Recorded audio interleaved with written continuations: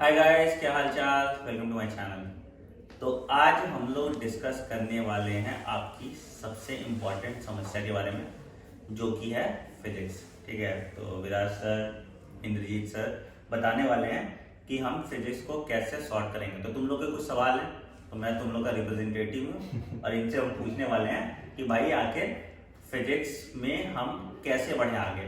Chemistry की team हमारी बैठी हुई है फॉर मोरल सपोर्ट। हम भी देख रहे हैं कि फिजिक्स में कैसे बढ़े आगे। ये लोग इतने बेरोजगार है, बताओ फिजिक्स के वीडियो में यहाँ बैठे हुए हैं, क्या बोलते हैं। खैर छोड़ो, शुरू करते हैं। तो सर पहला पॉइंट है कि नीट वाले बच्चों का फिजिक्स ही क्यों खराब है। आप लोग या तो टीचर अच्छे नहीं है, दिक्कत क्या है। मतलब मेरा बच्चा बायो में बहुत अच्छा कर लेता है, फिजिक्स में क्यों नीलबटे सन्नाटा हो जाता है। दिक्कत कहाँ है आखिर। दिक्कत सर एक्चुअली एक तो फोबिया हो जाता है मैथ्स को लेकर के, क्योंकि जो हमको फिजिक्स का लैंग्वेज जो यूज़ करना है दैट इज़ कम्प्लीटली मैथमेटिक्स। तो वो जो मैथ्स का जो फाउंडेशन है अगर वो थोड़ा सा वीक रह गया तो उसको कोप अप करने में दिक्कत रहेगा, वो स्ट्रगल करेगा। टाइम टू टाइम जब भी मैथमेटिक्स यूज़ होगा सिलेबस में, इंटीग्रेशन आ गया, डिफरेंशिएशन आ गया, तो वो कोर फाउंडेशन करना बेसिकली बहुत इंपॉर्टेंट रहता है, जिसकी वजह से वो फ्यूचर में अगर नहीं रेडी है, मतलब वो फाउंडेशन नहीं रेडी है, तो उसका कॉन्फिडेंस बहुत लूज कर जाता है। मुझे लगता है यही टेम्परामेंट भी है ना कि मैथ स्ट्रांग है तो आईआईटी ले लो और नहीं स्ट्रांग है और जनरली बहुत बायो। ये भी एक टेंडेंसी रहता है कि मैथ से तो बचने के लिए लिया था, बायो लिया था, अब फिर से फिजिक्स में मैथ पल्ले पड़ गया। तो मतलब कि सबसे इम्पोर्टेंट चीज है कि मैथ्स मैथ्स को रेडी रखना चाहिए कि आप जो फाउंडेशन उनका बनाए बेसिक मैथ्स का, जितना भी यूजेज है उसको एक बार स्ट्रॉन्ग करवा दें। तो सपोज मान लो मैं एक स्टूडेंट हूँ, मैंने इसी डर से फिजिक्स लिया हाँ कि मेरा मैथ्स नहीं पढ़ना पड़ेगा। ठीक है। अब मेरे नंबर आ रहे हैं 520, फिजिक्स में मेरा हो गया नीलबट्टे सन्नाटा, फिजिक्स की वजह से गड़बड़ हो गया। अब मेरा एग्जाम मई में है, मैं नीट 2022 की तैयारी कर रहा हूँ, तो मैं कैसे शुरू करूँ, या बेसिक मैथ्स मुझे ठीक करने में या उसका डर भगाने में कितना टाइम लगेगा। आपको सर बेसिक मैथ्स का डर भगाने में तो 5 से 6 घंटे लगेंगे बस। हैं ठीक है, बस 5 से 6 घंटे आप तबीयत से पढ़ना पड़ेगा, एक करके सॉर्ट आउट कीजिए। कुछ नहीं है, 5-6 चीजें जो यूज होती हैं, जैसे आपको डिफरेंशिएशन का कैलकुलस के 2 पॉइंट है, डिफरेंशिएशन और इंटीग्रेशन आप यूज करिए। ठीक है, उसको कैसे समझ लीजिए एक बार, क्योंकि आप फिजिक्स को रट्टा करके नहीं जा सकते। वो फॉर्मूला का इम्प्लीकेशन अगर समझना है तो उन 2 कॉन्सेप्ट को बहुत रेडी कर लीजिए। ट्रिग्नोमेट्री आपको बहुत ज्यादा नहीं पढ़नी है, जैसे 11 जो मैथ्स पढ़ रहा है वो अराउंड 2-3 महीने जो है ट्रिग्नोमेट्री पढ़ता है। अब अगर बच्चा फिजिक्स के हिसाब से ट्रिग्नोमेट्री देखे तो उसको ट्रिग्नोमेट्री में हार्डली 1 आवर का एक गेम है। अच्छा ठीक है, वो 1 आवर में उसको सिखा दिया जाएगा कि ये फॉर्मूला यूज होंगे। इसमें ट्रिग्नोमेट्री में बस फॉर्मूला यूजेस के लिए करना है। वहां पे थोड़ा सा क्रैमिंग इन्वॉल्व हो सकता है बच्चे का, कि भाई आपको ये फॉर्मूला रटना है, जहां अप्लाई होगा बट बैकग्राउंड में ये फॉर्मूला है। कितने फॉर्मूलाज हो गए अगर पूरी बेसिक मैथ्स की बात करें तो। ज्यादा फॉर्मूलाज नहीं है, कुछ अगर आप डिटेल में जाओ तो फिर बहुत है, पर फिजिक्स फिजिक्स में अगर आप 11th-12th में काम करो तो एक टॉपिक में, मतलब मान लो अगर डिफरेंशिएशन है तो उसमें 2-3 रूल हमारे काम के और 5-6 फॉर्मूलाज है। वो अगर आपने बेस पकड़ लिया फिर अंदर अंदर अंदर अंदर ही, उससे ज्यादा कुछ नहीं है। तो सर हम ऐसा कुछ नहीं कर सकते, हम इनके लिए एक बेसिक मैथ्स का मॉड्यूल बना दें। तो अगर आपको पूरी बेसिक मैथ्स पढ़ानी हो तो कितने घंटे में हो जाएगी पूरी बेसिक मैथ्स की लेक्चर। आप लगा लीजिए 4 से 5 घंटे में उसको कवर तो करें। सर इनके लिए एक वीडियो बना देते हैं बेसिक मैथ्स के लिए। हाँ, इनका अगर शुरू जो प्लान है उसमें तो बेसिक मैथ्स पहले इंट्रोड्यूस ही होगा। अच्छा, basic maths I will cover, thoroughly I will cover, कि जितना यूजेस है आपको कोई परेशान होने की जरूरत नहीं है। 5 घंटे लगेगा बस, तो आराम से तबियत से सिंसियरली, मतलब एक सिंसियर एफर्ट आपकी तरफ से भी रिक्वायर्ड है कि पेन कॉपी लेके बैठना। 5 घंटे में आई विल कवर। तो देखो बेटा, रूट कॉज एनालिसिस हो गया है। जो root अगर cause मैथमेटिक्स आपका प्रॉब्लम है और इसकी वजह से अगर आपकी फिजिक्स अच्छी नहीं हो रही, तो सर का जैसा दावा मुझे नहीं पता क्या सही है क्या गलत है कि 6 घंटे में बेसिक मैथ्स ये ठीक ठाक कर देंगे तुम्हारा। देखो यार, प्रैक्टिस तो बहुत इंपॉर्टेंट चीज है, कोई भी चीज सीखने के लिए प्रैक्टिस जरूरी है, बट आपको जो बेसिक एसेंशियल है, प्री रिक्विजिट है, वो मिल जाएगा। वो मिल जाएगा जो हमारी तरफ से, जैसे कर्व का होता है, ग्राफ दिखे, बच्चे को समझ ही नहीं आया ग्राफ कैसे बना, एक्सपोनेंशियल ग्राफ मैथ्स केमिस्ट्री में भी आपके पास आ रहे हैं। ठीक है, तो बेसिक मैथ सॉर्ट हो गया। ठीक है, अच्छा चलिए, मैथमेटिक्स तो एक प्रॉब्लम हुआ। सेकंड प्रॉब्लम और क्या होता है सर बच्चों की। सेकंड प्रॉब्लम जैसे सर ने पहले डिस्कस किया, एक फोबिया होता है। दूसरा ये है कि भाई बच्चा पकड़ता ही नहीं है, मतलब हम कैसे कहते हैं, किसी ने कहा है नेवर जज a book by its cover. तो ये इतना बड़ा साइकोलॉजिकल डिफरेंस है कि बच्चा बुक को कवर से ही जज कर लेता है कि इसमें कुछ भी नहीं होने वाला।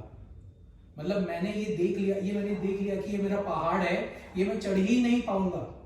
अच्छा, गिव अप कर देता है। मतलब वही स्टार्टिंग पॉइंट पे ही आप अंदर जा नहीं रहे हो, उसके कंसिक्वेंसेस मेजर नहीं कर रहे हो और उसके कंसिक्वेंसेस का अल्टरनेटिव नहीं निकाल रहे हो, तो आप कह ही नहीं सकते। जो माउंट एवरेस्ट मेरे लिए या एक पर्वतारोही के लिए बहुत डिफिकल्ट है, वो एक एथलीट अनुभव सिन्हा चढ़ गई थी। So it is completely you are judging the book. Physics को बस ये कर दिया, ये तो नहीं होने वाला, इसको ऑल्टरनेटिव ढूंढो। बायोलॉजी में 350 लाओ, केमिस्ट्री में 140-50 की मेहनत करो, फिजिक्स में हाँ वही है। तो ये मतलब वो एक सर्जरी नहीं, वो पेन किलर ले रहे हैं भाई, अभी थोड़ा हो गया चलो ठीक है। बट फिजिक्स मतलब एक तरीके की कंप्लीट हीलिंग है अगर आपको रैंक लाना। ये फैक्ट है, देखो बेटा, ये चीज तो फाइनल है, बिना फिजिक्स के नीट में सिलेक्शन नहीं होगा। बेयर मिनिमम 120 नंबर तो हमें लाना ही होगा। और बेयर मिनिमम को मत सोचो, भागने से थोड़ी होगा। फिजिक्स दिमाग कम है तुम्हारा या क्या दिक्कत है? जब आपको सारा प्री रिक्विजिट दे दिया जा रहा है तो सवाल बनेगा ना सॉल्व, कोई लॉजिक नहीं है उसके पीछे। तो ये प्रॉब्लम बहुत इंपॉर्टेंट प्रॉब्लम आपने बताया, जैसे फोबिया हो गया बच्चों को, मतलब डर भागा है, तो सर कैसे भगा सकते हैं इस डर को? सर इसके लिए मतलब अब स्टेप है कि वो इंटरनली आ रहा है या एक्सटर्नली आ रहा है। दो फैक्टर, मतलब अगर आप प्रॉब्लम को अगर थोड़ा सा बाइफरकेट कर दें तो कुछ इंटरनल है, उसको खुद ही जो है मन नहीं लगता, आपका मन ही नहीं कर रहा है, मुझे ये सब्जेक्ट देख के मन ही नहीं है मेरे को पर्सनल, या उसका प्रोकास्टिनेशन करने का एटीट्यूड है कि भाई मैं कल पे टाले जा रहा हूँ, आज करे सो कल कर वाला एटीट्यूड, मतलब यही रख लिया उसने एटीट्यूड। या तीसरा चीज कुछ अगर एक्सटर्नली उसको, जैसे मान लिया कि अगर उसको रिसोर्स जिससे वो चूज किया है वो सफिशिएंट नहीं है, मतलब या तो मिसगाइडेड है पहले से ही, और मिसगाइडेड होके इस स्टेज पे पहुंच गया है कि पूरी तरीके से अब उसका कॉन्फिडेंस जमीन पे है, पूरा एकदम लेटा हुआ है कॉन्फिडेंस। तो अब उसको पिक करने में या कोई पिक करने में भी हेल्प नहीं कर रहा, बूस्ट नहीं है। तो बहुत सारे मतलब अगर फैक्टर वाइज ब्रेक किया जाए तो कॉन्फिडेंस का कमी, फोबिया एक हो गया, रिसोर्सेज का, गाइडेंस का कमी हो सकता है, या जो पहले से जहां पढ़ रहा था वो जो 1-1.5 साल में अगर वो पढ़ चुका है, बहुत गड़बड़ हो गया है, तो उसको अभी लग रहा है कि मैं वापस उठ नहीं पाऊंगा। मतलब ज्यादातर बच्चे मुझे लगता है अटेम्प्ट ही नहीं करते, राजेश समझते कि मतलब वो है कि 2 क्लास किया, सर यार सवाल ही नहीं बनना, छोड़ देते हैं। मुझे जहां तक लगता है ज्यादातर बच्चे एक्चुअली क्या वो रिजल्ट ओरिएंटेड रहते हैं, हमेशा चाहिए कि मुझे जो है रिजल्ट पे फोकस करना है। 190 बायो में इमीडिएट रिजल्ट दिख जाता है, फिजिक्स टेक्स टाइम। और एक चीज हमेशा रखना, फिजिक्स ओवरनाइट कभी ठीक नहीं होगा तुम्हारा। जैसे तुम कहोगे कि 3 महीने में फिजिक्स ठीक कर लो या 2 महीने में फिजिक्स ठीक कर लो, नहीं होगा, ठीक है? Practice is required. और हम अप्रोच ऐसा रखेंगे ना कि भाई आपको स्कोर मैक्सिमाइज करना है, अगर आपके पास टाइम कम है तो हम ऐसा ही अप्रोच रखेंगे कि जिससे स्कोर मैक्सिमाइज हो। मेरा एक और सवाल है सर कि फिजिक्स में जो है कि सारे चैप्टर्स इंपॉर्टेंट हैं या कुछ चैप्टर हैं जिससे ज्यादा सवाल आते हैं? सपोज मान लीजिए कि मैं एक टाइम क्रंच पे हूँ, ठीक है, मेरा फिजिक्स नहीं है, एकदम साफ है, केमिस्ट्री ठीक ठाक है, बायोलॉजी ठीक ठाक है, बट मैं बेट अगर लगाऊं तो मैं बायो और केमिस्ट्री में लगाऊंगा, मैं फिजिक्स को उतना ज्यादा बेट नहीं लगाऊंगा। तो क्या ऐसा कोई पैटर्न है कि मुझे इन चैप्टर्स को पहले करना चाहिए, इन चैप्टर्स को बाद में करना चाहिए? कुछ ऐसा सीक्वेंस है या ऐसा कोई सीक्वेंस है कि मुझे मैथ से डर लगा तो थ्योरेटिकल चैप्टर्स मैं पहले कर दूं? इसमें 2 तरीके के सीक्वेंस है अगर आप थोड़ा सा रिसर्च और एनालिसिस करते हो। एक सीक्वेंस उन चैप्टर्स की आती है जिसमें से पिछले 10 साल में क्वेश्चन आया ही आया है, जैसे रोटेशन है, मैकेनिक्स है, इलेक्ट्रोस्टैटिक्स है, ऑप्टिक्स है। ये क्या है, मतलब जब पेपर डिजाइन होता है तो ये इनकी प्रायोरिटी वैसी होती है कि भाई इनको बिना तो हम पेपर बना ही नहीं सकते। एक ये रिसर्च पैटर्न होती है, और एक ये पैटर्न होती है कि पेपर में मान लो n नंबर ऑफ क्वेश्चंस है, तो जो पेपर डिजाइन होता है वो लोग इस तरीके से डिजाइन करते हैं कि मान लो इस साल का नीट है, अगर वो कहते हैं कि मुझे इसको डिफिकल्ट बनाना है, राइट, तो उसको क्या करेंगे, 30% डिफिकल्ट क्वेश्चन रखेंगे और उसको आगे सेट कर देंगे। तो अगर आप जनरली देखोगे ना तो n नंबर ऑफ क्वेश्चंस में से n/2 नंबर ऑफ क्वेश्चंस जो है हमेशा इजी रहेंगे, चाहे पेपर हार्ड हो चाहे इजी हो, कैसा भी हो।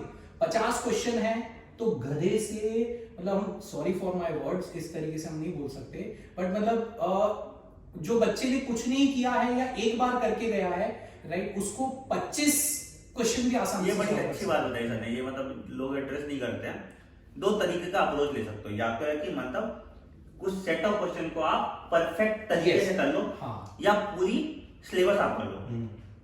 अब मुझे लगता है कि second one is a better option, कि फार्मूला बेस्ड भी अगर आपको आता है तो आप अगर सब कुछ कंप्लीट करोगे तो the probability of you scoring better is more. जैसे सर ने बोला रोटेशनल क्वेश्चन आता ही आता है, बट रोटेशनल इतना वास्ट है कि हो सकता है तुम किसी क्वेश्चन में अटक जाओ कितनी प्रैक्टिस करने के बाद भी। तो I think the second approach is very nice कि हम पूरा सिलेबस कंप्लीट करें, और अगर हम सुपरफिशियली भी कर रहे हैं, मतलब जैसे कुछ चैप्टर्स को हमने बहुत डीप डाइव करके कर लिया, कुछ चैप्टर को हमने सुपरफिशियली कर लिया, तो ये बड़ा मेजर काम कर जाएगा। वेल पॉइंट टेकन सर, मतलब ये बहुत अच्छा पॉइंट था, ठीक है। अच्छा ये क्वेश्चन है कि फिर इसमें रट्टाफिकेशन वाला क्वेश्चन नहीं, रट्टाफिकेशन एक्चुअली कुछ जगह इन्वॉल्व है, बट अगर समझना है तो प्रोसेस के थ्रू ही जाना। मतलब जैसे मेरा क्वेश्चन इस तरह से, जैसे रट्टाफिकेशन का मतलब था कि जैसे हम क्या करते हैं फॉर्मूला शीट दे देते हैं, क्या वो काम की चीज है या हमें डेरिवेशन आनी चाहिए?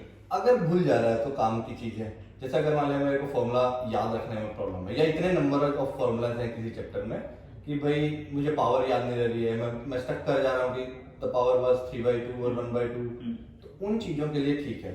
बट अगर आप सोचो कि ये फॉर्मूला रट ही लूं और इसी से काम चल जाए, और मुझे इसका एप्लीकेशन पता ही नहीं है कि कौन से क्वेश्चन में काम आएगा, तो फिर तो मतलब कहाँ लगाओगे आप? आप क्या करते हो, जैसे क्वेश्चन आया, यू विल ट्राई टू कि एम कहाँ फिट होगा, आई कहाँ फिट होगा, ए कहाँ फिट होगा, रेदर देन कि वो क्रॉस सेक्शन एरिया दिया है या सरफेस एरिया दिया हुआ, उस पे वर्क नहीं करते हैं। मतलब तो अगर फॉर्मूला समझ एक बार प्रोसेस करके समझ लो, फिर याद करने के लिए फॉर्मूला शीट बन सकता है। बट अगर समझ ही नहीं आया तो वो फॉर्मूला शीट जो है वो शीट ही हो जाएगा।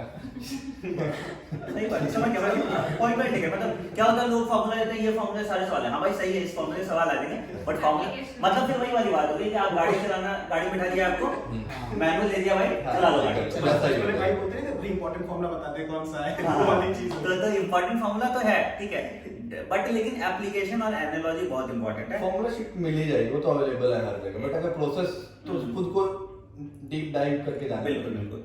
तो बेसिकली हमारा जो टीचिंग मेथोडोलॉजी भी होगा, 23 से हमारा बैच स्टार्ट हो रहा है, सब लोग आपको पढ़ा रहे हैं, ठीक है। तो हम इन सारे पॉइंट्स को उसमें इनकलकेट करने की कोशिश कर रहे हैं। हम कोशिश कर रहे हैं कि ये आपका जो अप्रोच हो वो प्रॉब्लम सॉल्विंग ओरिएंटेड अप्रोच होगी। कल को मान लो आपने मेरी 1 घंटे की क्लास की, तो आपके उस टॉपिक के 90% सवाल तो आपसे बन ही जाएगा। तो ये अप्रोच हम लेके चल रहे हैं। तो सर हम कैसे स्टार्ट करेंगे, क्या कोर्स ऑफ एक्शन होने वाला है, बता दो। ठीक है, जैसे हमारा अप्रोच इस तरीके का रहेगा सर कि दशरथ मांझी तो हमें उनको नहीं बनाना है कि भाई पहाड़ खोदना और 20 साल लग गए। हाँ सही बात है। ठीक है, हमको जो है उनको गणेश टाइप बनाना है कि भाई परिक्रमा करके आना है ब्रह्मांड का, तो वहीं कर लिए। अच्छा यही है, बिल्कुल ठीक है, सब कुछ घर पे ही हो जाएगा तुम्हारे, वहीं हो जाएगा, आपको कहीं जाना नहीं है उसके लिए कि आप पूरा जो है छानबीन के। हम आपको बस जैसे ये प्रीवियस ईयर का सेट है, आपने टाइप ऑफ देखा, हमको क्या पढ़ना है, बेसिक से पढ़ाया जाएगा, ऐसा कुछ नहीं, कुछ भी चीज स्किप नहीं की जाएगी। आप सिंसियरिटी रखिए, क्लास अटेंड करिए, और जो मॉड्यूल शीट कराई जा रही है वो करिए, जो रिसोर्सेज बताए जा रहे हैं उसकी प्रैक्टिस करिए। 3 चीज रहेंगी आपको, ये तीन कमिटमेंट आप फुलफिल कर दीजिए, रैंक हमको कुछ बोलना ही नहीं पड़ेगा, प्रॉमिस करना ही नहीं पड़ेगा, वो ऑटोमेटिकली वो आउटकम जो है। दो चीजें देखो यार, हवा में तो कुछ होता नहीं है, ठीक है। बच्चे पूछेंगे सर क्या नहीं क्रैक नहीं डिफाई वॉच योर वीडियो, बेटा इनपुट और आउटपुट मैट्रिक्स है। ऐसा तो नहीं है कि हमारे किसी बच्चे का कभी रैंक नहीं आया है, और ऐसा भी नहीं है कि हमारे सारे बच्चे का रैंक आया नहीं आया। तो ये आप पे डिपेंड करता है, ठीक है, आप क्या इनपुट मैट्रिक्स दे रहे हैं, प्लस वही जो भी रिक्विजिट है वो आपको दे रहे हैं। हम आपको लेक्चर दे रहे हैं, उसके क्वेश्चंस हम शाम में डिस्कस करा दे रहे हैं, ठीक है। और सारे ये डिस्कशंस आपके टॉप फैकल्टीज वगैरह करके रह रहे हैं, ठीक है। तो आपको लग जाना है, ठीक है, आपको घर में सिर्फ प्रैक्टिस कर लेना है और कुछ नहीं करना। मतलब थ्योरी पेपर जितने तरह के क्वेश्चन है वो हम बनवा ही दे रहे हैं, ठीक है। तो कोई नया क्वेश्चन नहीं आएगा एग्जाम में, ये चीज हम अपने एंड से ये कमिट करते हैं कि आपके एग्जाम में कोई नया क्वेश्चन नहीं आएगा, लेकिन उसी क्वेश्चन को इंप्लीमेंट करना वो तो आपकी जिम्मेदारी होनी चाहिए, ठीक है। प्लस एक और वीडियो हम सब बना देंगे चैप्टर वाइज वेटेज पे, कौन से चैप्टर से कितना सवाल आया है, कैसे आया है, और उन चैप्टर को एक्चुअली अप्रोच क्या होना चाहिए पढ़ने के लिए, ठीक है। बाकी रेगुलर क्लास अटेंड कीजिए। 23 से आपकी क्लासेस स्टार्ट है, 9 से 12 हमारा लेक्चर होगा, और उसके बाद 4 से 7 हमारा डीपीपी और डिस्कशन होगा, ठीक है। केमिस्ट्री का भी स्टडी प्लान इस वीडियो के बाद आपको मिल जाएगा, मैं हम लोग को इसीलिए बिठा के रखा हुआ है। तो मिलते हैं अगले वीडियो में। वीडियो पसंद आए तो वीडियो को लाइक कीजिएगा। फिजिक्स में जितनी दिक्कतें हैं कमेंट सेक्शन में जरूर बताइए। सर ने बीड़ा उठाया है, सर लोगों ने आपका बेसिक मैथ्स और आपको आपकी नींव स्ट्रॉन्ग करने की। तुम समझो मैं इतना क्यों एम्फेसिस देता हूँ फिजिक्स पे, इतना ज्यादा मैं क्यों बात करता हूँ फिजिक्स पे, क्योंकि मैंने वो पेन झेला है। बता पाओगे ना तुम लोग भी, बायो में 340 नंबर है, 350 नंबर है, सब उन बच्चों का सिलेक्शन नहीं होगा, होते हैं। तो I do not want them to fail again in physics and chemistry. That is my prior agenda. मुझे पता है बायो में फिक्स कर दूंगा, फिजिक्स केमिस्ट्री आपको फिक्स करना है सर के साथ मिलके। I am giving you the best, you have to take out the best of them. ठीक है, so all the best guys, take care, अपना प्यार बनाए रखिए, चैनल को सब्सक्राइब कर दीजिए, कमेंट सेक्शन में भर दीजिए जो भी आपको डालना है, वीडियो को लाइक कर दीजिएगा और टेलीग्राम चैनल ज्वाइन कर लीजिए in the name of doctor Anand. I see you in the next video, bye bye, take care, bye everyone. Share भी कर देना।